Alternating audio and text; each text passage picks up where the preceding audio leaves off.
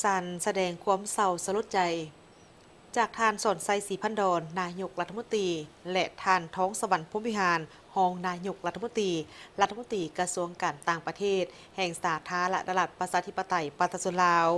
ถึงคู่ร่วมตำแหน่งฝ่ายไทย ต่อกับการสิ้นพระชนม์ของสมเด็จพระเจ้าลูกเธอ เจ้าฟ้าพัชรกิติยาภานเรนทราเทพพญาวดีกรมหลวงราชสาบริณีสิริพัฒน์มหาวัสรราชธิดาพระทานอนุทินชาญวิรกูลนายกรัฐมนตรีแห่งราชอาณาจักรไทยข้าพเจ้ารู้สึกเศร้าสลดใจอย่างสุดซึ้งที่ได้ทราบข่าวเกี่ยวกับการสิ้นพระชนม์ของสมเด็จพระเจ้าลูกเธอเจ้าฟ้าพัชรกิติยาภานเรนทราเทพพญาวดีกรมหลวงราชสาบริณีสิริพัฒน์มหาวัสรราชธิดาแห่งราชอาณาจักรไทยในวันที่ 11 มิถุนายน 2026ข้าพเจ้าได้ติดตามด้วยความห่วงใยอย่างใกล้ชิดต่อกับการประสูติของพระองค์และตลอดระยะเวลาที่ผ่านมาและมีความโศกเศร้าเสียใจเป็นอย่างยิ่งต่อกับการจากไปของพระองค์ในครั้งนี้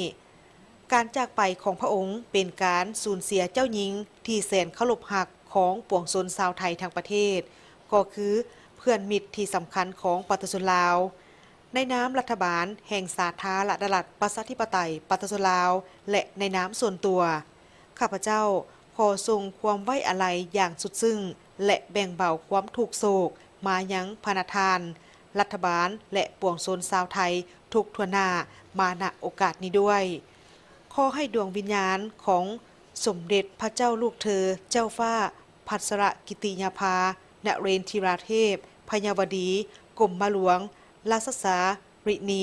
สิริพัฒน์มหาวัสรราชธิดา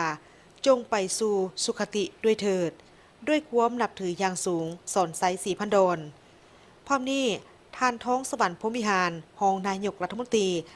รีกระทรวงการต่างประเทศแห่งสาธารณรัฐประชาธิปไตยประชาชนลาวถึงคู่ร่วมตำแหน่งฝ่ายไทยต่อกับการสิ้นพระชนม์ของสมเด็จพระเจ้าลูกเธอเจ้าฟ้าพัชรกิติยาภานเรนทราเทพพญาวดีกรมหลวงราชสาบริณีสิริพัฒน์มหาวัสรราชธิดา